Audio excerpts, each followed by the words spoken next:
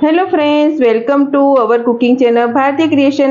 આજે આપણે બનાવીશું પ્રોટીનથી ભરપૂર તેમજ સવારના નાસ્તામાં કંઈક નવું જ ખાવાનું મન થાય તો તે ઝડપથી બનાવી શકાય તેવો મગની દાળનો નવો જ નાસ્તો, એ પણ ઘરમાં રહેલા ઇન્ગ્રીડિયન્ટમાંથી. તો ચાલો બનાવીએ.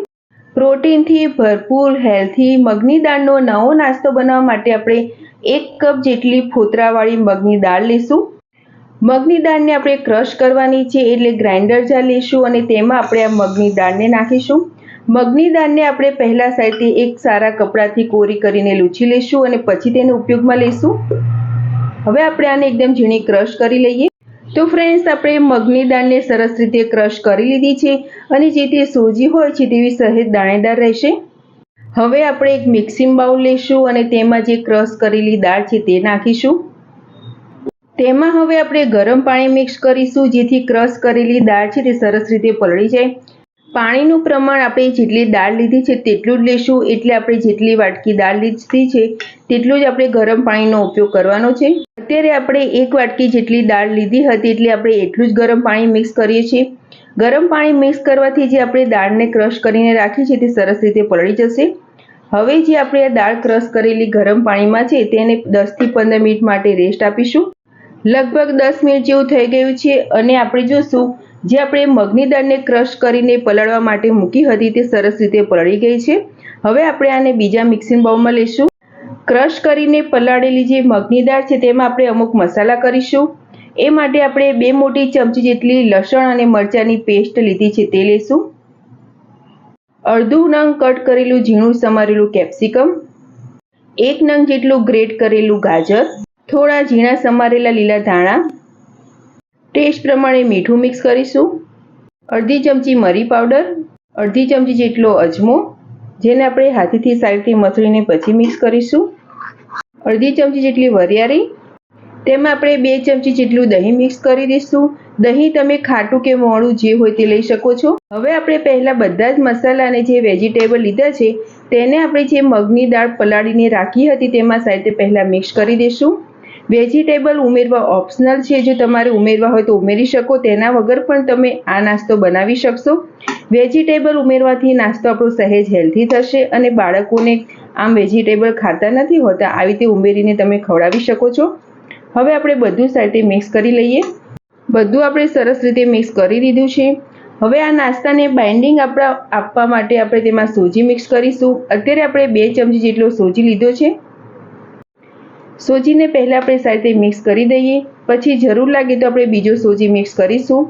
પાણીનો આપણે બિલકુલ ઉપયોગ કરવાનો નથી, કારણ કે જે આપણે મગની દાળને ક્રશ કરીને પલાળી હતી તે અને તેમજ આપણે દહીં મિક્સ કર્યું છે તેમાંથી જ સરસ રીતે આપણે આમાંથી મિશ્રણ તૈયાર થઈ જશે. હજી પણ આપણે બીજો 1 ચમચી જેટલો સોજી મિક્સ કરીશું. બધું જ હવે આપણે સાઈડે મિક્સ કરી દઈએ. તો ફ્રેન્ડ્સ, નાસ્તો બનાવવા માટેનું મિશ્રણ સરસ તૈયાર થઈ ગયું. હવે આપણે આ મિશ્રણમાંથી નાસ્તો બનાવીશું. એ માટે આપણે હાથ ઉપર સહેજ તેલ લગાવી લઈશું, જેથી મિશ્રણ છે તે હાથમાં ચીપકે નહીં. અને જે મિશ્રણ આપણે તૈયાર કર્યું છે તેમાંથી થોડુંક મિશ્રણ લઈશું. આ જે આપણે લોટ જેવું તૈયાર કર્યું છે તેમાંથી તમને જે શેપ ગમે તે શેપ આપીને તમે નાસ્તો તૈયાર કરી શકો છો. અત્યારે આપણે મેંદુવડા જેવો શેપ આપીશું, જેથી નાની ટિક્કી જેવું વાળીશું અને વચ્ચે આંગળીની મદદથી એક હોલ જેવું કરી દઈશું. અને તમે જોશો તો સહેલાથી આ નાસ્તો વળી જશે અને તેનો શેપ પણ સારો લાગશે. જો તમારે આ શેપ ન આપવો હોય તો તમે સિલિન્ડર શેપ અથવા તો મુઠિયાનો શેપ પણ આપી શકો છો. હવે આપણે આ બધા જ મિશ્રણમાંથી આવી રીતે શેપ વાળીને નાસ્તો તૈયાર કરી લઈએ. આપણે જે નાસ્તા માટેનું મિશ્રણ તૈયાર કર્યું હતું તેને આપણે સ્ટીમર પ્લેટ ઉપર વાળીને સરસ રીતે તૈયાર કરી લીધો છે અને બધો જ નાસ્તો આપણે સરસ રીતે વળી ગયો છે અને તે સહેલાઈથી વળી પણ જાય છે અને શેપ પણ આપણે ખૂબ સરસ આપ્યો છે. હવે આ નાસ્તાને આપણે સ્ટીમરમાં સ્ટીમ કરવા માટે મૂકીશું. જે સ્ટીમરમાં આપણે નાસ્તાને સ્ટીમ કરવા માટે મૂકવાનો છે તેમાં સ્ટીમર સરસ રીતે ગરમ થઈ ગયું છે. હવે તેમાં આપણે આ નાસ્તાની પ્લેટ મૂકી દઈશું અને સ્ટીમરને ઢાંકીને મીડિયમ ટુ હાઈ ફ્લેમ પર 15 થી 20 મિનિટ માટે આપણે નાસ્તાને સ્ટીમ કરી લઈએ. લગભગ 20 મિનિટ જેવું થઈ ગયું છે અને આપણે જે નાસ્તાને સ્ટીમ કરવા માટે મૂક્યો હતો તે નાસ્તો સરસ રીતે સ્ટીમ થઈ ગયો છે. હવે ગેસની ફ્લેમ બંધ કરીશું અને આ નાસ્તાની પ્લેટને આપણે સહેજ ઠંડી થવા દઈશું. આપણે જે નાસ્તો તૈયાર કર્યો છે તે સરસ રીતે ઠંડો થઈ ગયો છે. નાસ્તાને વધારે ટેસ્ટી કરવા માટે હવે આપણે એક ઇન્સ્ટન્ટ વઘાર કરી લઈશું. નાસ્તાનો વઘાર કરવા માટે આપણે કઢાઈ લઈશું. કઢાઈમાં આપણે 2 ચમચી જેટલું તેલ લઈશું અને તેલને આપણે સાઈડે ગરમ થવા દઈએ. તેલ સહેજ ગરમ થાય પછી તેમાં આપણે અડધી ચમચી જેટલી રાઈ લઈશું અને રાઈને આપણે સાઈડે ફૂટવા દઈશું. રાઈ બધી સરસ રીતે ફૂટી જાય પછી પિંચ જેટલી હિંગ, એક મોટું લીલું મરચું જેને મેં રફલી કટ કરી લીધું છે તે, સહેજ પિંચ જેટલી હળદર, અડધી ચમચી લાલ મરચું પાવડર, તેમાં આપણે જે સ્ટીમ કરીને નાસ્તો રાખ્યો છે તે નાખીશું. નાસ્તાને આપણે વઘારમાં સાઈડે મિક્સ કરી દઈએ.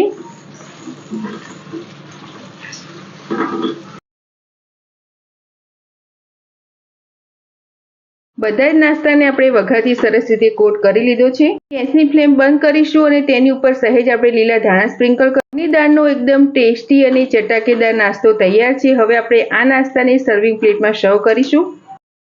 તો ફ્રેન્ડ્સ, તૈયાર છે સવારના નાસ્તામાં પ્રોટીનથી ભરપૂર અને ઘરના બધાને જ ભાવે તેવો મગની દાળનો નવો જ નાસ્તો. આ નાસ્તાને મેં અત્યારે ટોમેટો કેચઅપ જોડે સર્વ કર્યો છે.